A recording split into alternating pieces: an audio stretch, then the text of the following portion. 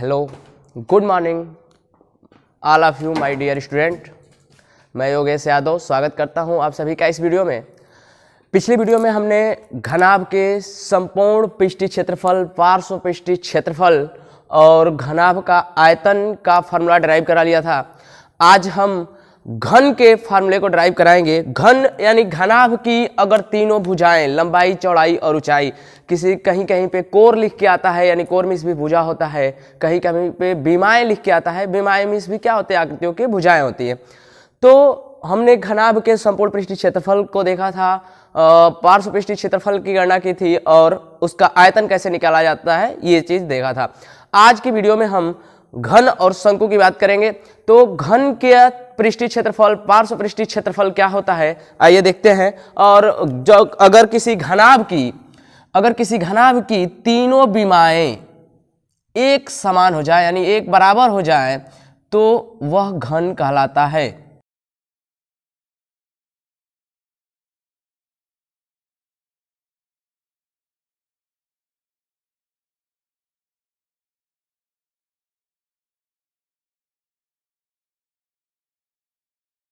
ये हो गया घन, यानी इसकी तीनों बीमाएं बराबर है। ये हो गई इसकी हाइट, ये हो गई इसकी चौड़ाई और ये हो गई इसकी लंबाई।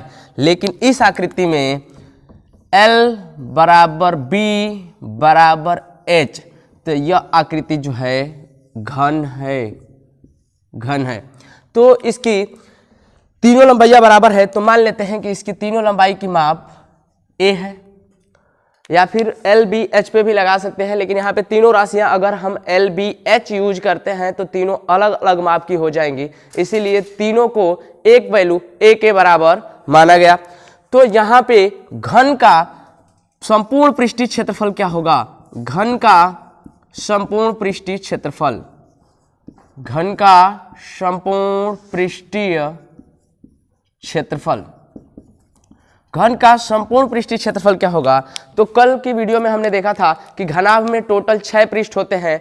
तो आज घन बनाए हैं जिसमें केवल बीमाओं की लंबाइयों को एक समान रखा गया है। तो घन के भी कुल 6 पृष्ठ होते हैं और घनाभ का संपूर्ण पृष्ठीय क्षेत्रफल में घन के भी संपूर्ण पृष्ठीय क्षेत्रफल के बराबर होगा, पर इसकी जो प्रत्येक फेज यानी फलक होता है, जो पृष्ठ होता है, उसका जो क्षेत्रफल होगा यहाँ पे सबका समान होगा। और 6 फलक है जिसमें से एक फलक 2 बार रिपीट की गई होती है, तो इसका जो क्षेत्रफल होगा, अगर हम इसकी एक एक फलक की बात करें तो यह सामने की फलक होगी, इसकी बीमा A,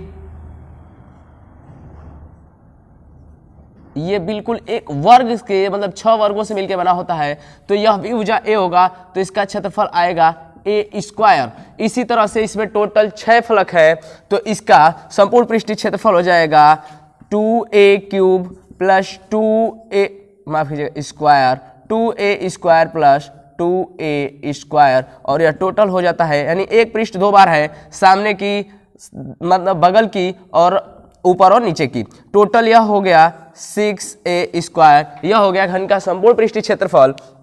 और इसके पार्श्व पृष्ठीय क्षेत्रफल की बात करेंगे हम, घन का पार्श्व पृष्ठीय क्षेत्रफल, घन का पार्श्व पृष्ठीय क्षेत्रफल, घन का पार्श्व पृष्ठीय क्षेत्रफल।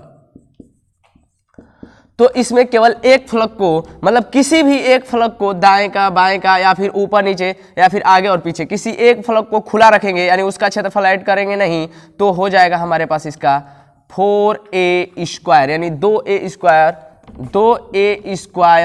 2A स्क्वायर हम यहाँ से निकाल लेंगे, क्योंकि किसी भी 2 फलक को खुला रखेंगे जिससे उसका आंशिक, पार्श्व का मतलब होता है आंशिक रूप से, यानी केवल अगर किसी कमरे का क्षेत्रफल की बात हो रही हो तो उसके छत और फर्श का क्षेत्रफल ऐड नहीं होगा, केवल उसकी चारों दीवारों का क्षेत्रफल ऐड होगा। तो घन का संपूर्ण पृष्ठीय क्षेत्रफल निकल गया, घन का पार्श्व पृष्ठीय क्षेत्रफल निकल गया। अब बात कर लेते हैं घन के आयतन की। तो घन का आयतन, जैसा कि हमने देखा था कि घनाभ का आयतन होता था उसके आधार के क्षेत्रफल का उसकी ऊंचाई में गुणा करते थे। तो यहाँ पे आधार का क्षेत्रफल है A स्क्वायर, आधार का क्षेत्रफल है A स्क्वायर और इसका ऊंचाई भी है A, तो इसका आयतन हो जाएगा A क्यूब। और ये हो गया घन का आयतन। और यहाँ पे इसकी राशियों का 2 बार गुणा किया गया है तो इसका इकाई स्क्वायर मात्रक होगा। मात्रक लिख देते हैं, इसका इकाई स्क्वायर यानी वर्ग इकाई कह लो या इकाई स्क्वायर कहो, वर्ग इकाई, और इसका मतलब इसका हो जाएगा घन इकाई, घन इकाई, या फिर इसको इकाई पे क्यूब कर सकते हैं हम। तो वर्ग इकाई और घन इकाई यानी 3 बार इस राशि का गुणा किया गया है इसीलिए इसका मात्रक घन इकाई होगा, और इस राशि का 2 बार गुणा किया गया है इसीलिए इसका मात्रक वर्ग इकाई होगा। तो घन के संपूर्ण पृष्ठीय क्षेत्रफल, घन का पार्श्व पृष्ठीय क्षेत्रफल और घन का आयतन और घनाभ का पार्श्व पृष्ठीय क्षेत्रफल, संपूर्ण पृष्ठीय क्षेत्रफल और आयतन निकाल गणना कर चुके हैं। अब हम यहाँ पे शंकु के पृष्ठ की क्षेत्रफल और आयतन की बात करेंगे।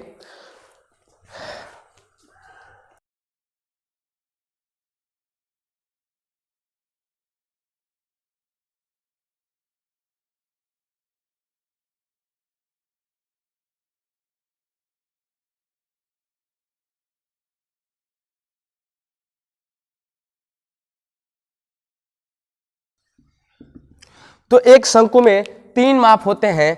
उसकी ऊंचाई होती है जो मिनिमम, उसकी मैक्सिमम ऊंचाई जो होती है उसे h से डिनोट किया जाता है, और जो उसकी तिर्यक ऊंचाई होती है जिसे L से प्रदर्शित किया जाता है, और उसके नीचे एक सर्कल बना होता है वृत्त जो खुला हुआ भाग होता है, और उसकी त्रिज्या होती है स्मॉल r।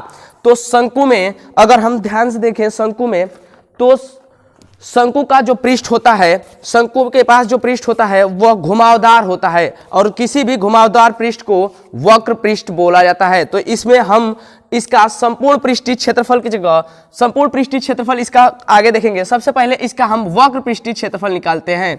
तो शंकु में वक्र पृष्ठीय क्षेत्रफल आएगा क्योंकि शंकु का जो पृष्ठ है वह घुमावदार है। तो इस घुमावदार वाले हिस्से का जो ऊपर दिख रहा है, इस घुमावदार हिस्से का वक्र पृष्ठीय क्षेत्रफल निकालेंगे। इसका पूरा मतलब इसके बनाने में ये जो पेपर लगा हुआ है या कितना लगा हुआ है, अगर इसकी गणना करेंगे हम तो इसके वक्र पृष्ठीय का क्षेत्रफल निकालेंगे।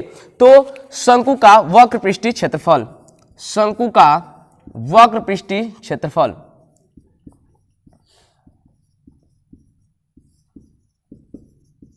शंकु का वक्र पृष्ठीय क्षेत्रफल। तो शंकु का वक्र पृष्ठीय क्षेत्रफल हम जानते हैं कि ये जो इसकी हाइट है, ये जो तिरछी ऊंचाई होती है, और इसकी बिल्कुल सेंटर से देखा जाए तो यहाँ से इसके इस आधार से उस कॉर्नर की जो दूरी होती है उसको h ऊंचाई माना जाता है, और इस जो वृत्त दिख रहा है इसकी त्रिज्या स्मॉल r होती है। तो इसके अगर हम लगे हुए भाग को, अगर हम इस शंकु को खोलते हैं तो इसकी आकृति न त्रिभुज बनेगी और ना ही कि कोई समलंब आकार की बनेगी। तो इसकी आकृति को निकालने के लिए इसके इकाई भाग को लेकर और उसका क्षेत्रफल निकाला जाता है, और फिर उसका डिफरेंशिएशन करके इस पूरे बड़े भाग का हम समाकल करके, माफ कीजिएगा, समाकल करके इस पूरे भाग का क्षेत्रफल निकालते हैं। तो इसके सूत्र को गणना करने के लिए बहुत लंबी चौड़ी डेरिवेशन करना पड़ेगा, इसलिए इसके वक्र पृष्ठीय क्षेत्रफल को हम याद कर लेते हैं, और यह होता है पाई आर एल, यह होता है पाई आर एल। और इसके बात करते हैं संपूर्ण पृष्ठीय क्षेत्रफल की। तो मैंने पिछली वीडियो में बताया था कि किसी भी आकृति का संपूर्ण पृष्ठीय क्षेत्रफल उसके सभी पृष्ठों को, जिस आकृति के हम सभी पृष्ठ को, जितने पृष्ठ को छू सकते हैं, स्पर्श कर सकते हैं, वो सारा पृष्ठीय क्षेत्रफल उसका संपूर्ण पृष्ठीय क्षेत्रफल कहलाता है। तो इसकी इस आकृति को तो हम स्पर्श कर सकते हैं जो केवल वक्र पृष्ठीय क्षेत्रफल है, लेकिन अगर हम इसका आधार की बात करें, अगर इस आधार पे कोई कवर लगा होता ऐसे, तो इसके हम आधार को भी स्पर्श कर सकते हैं। तो केवल अगर इसके हम वक्र पृष्ठीय क्षेत्रफल में इस आधार का क्षेत्रफल अगर हम ऐड कर दें तो इसका संपूर्ण पृष्ठीय क्षेत्रफल निकल आएगा। तो इसके आधार का क्षेत्रफल, आधार एक वृत्त है जिसकी त्रिज्या r है, तो इस वृत्त का क्षेत्रफल क्या होगा? पाई आर स्क्वायर। इसलिए शंकु का संपूर्ण पृष्ठीय क्षेत्रफल हो जाएगा, शंकु का संपूर्ण पृष्ठीय क्षेत्रफल,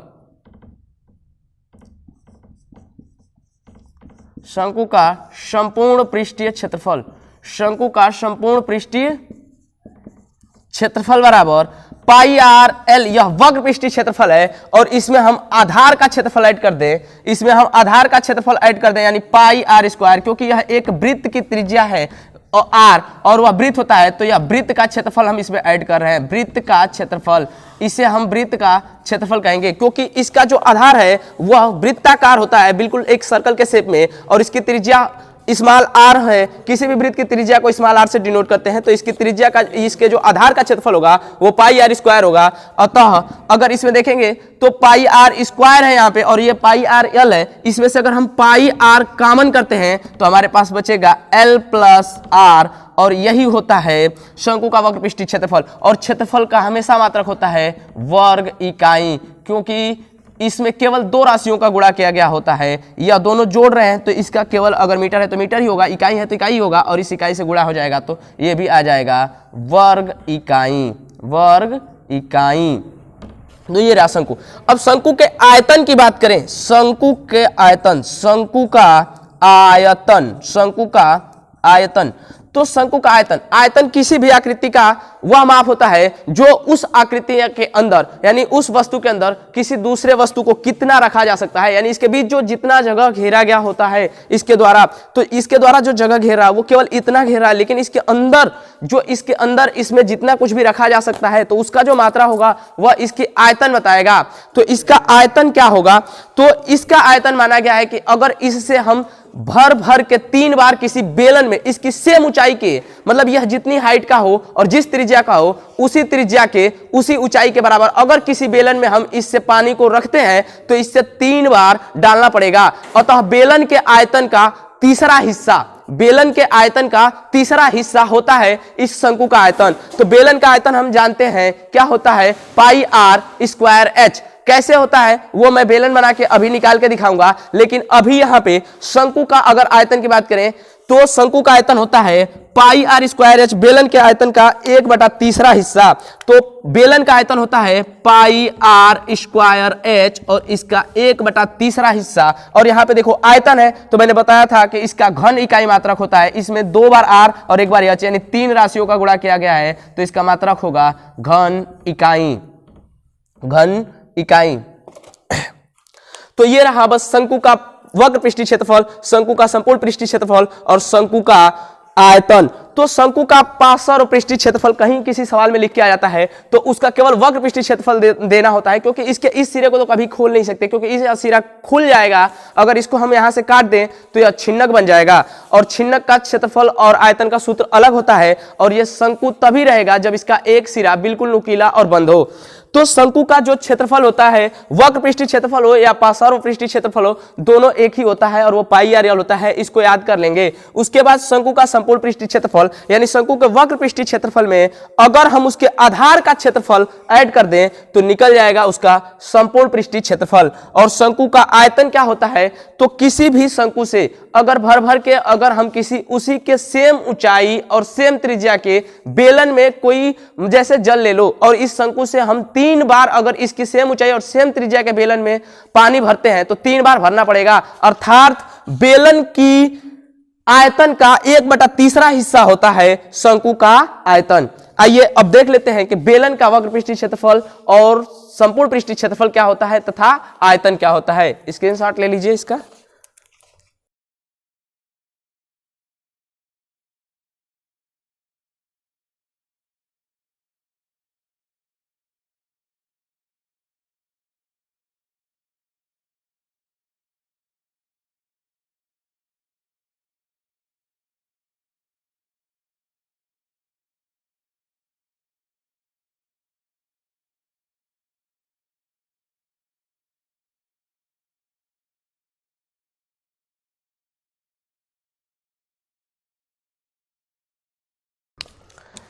बेलन में उसका केवल आधार 2 होते हैं, मतलब आधार और उसकी त्रिज्या और उसकी ऊंचाई h।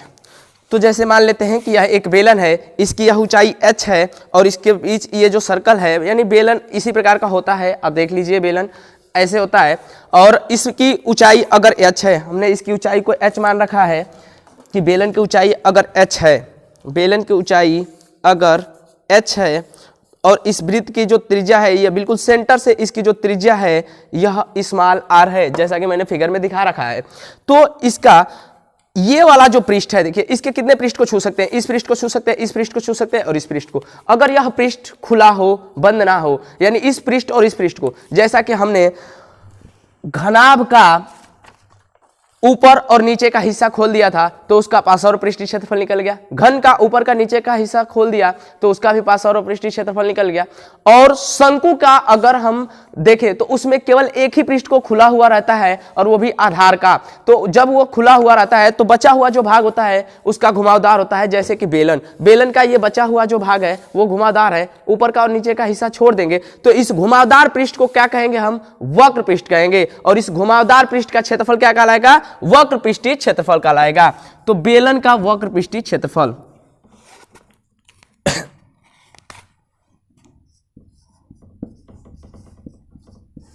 बेलन का वक्र पृष्ठीय क्षेत्रफल, बेलन का वक्र पृष्ठीय क्षेत्रफल। बेलन का वक्र पृष्ठीय क्षेत्रफल कैसे ज्ञात करेंगे?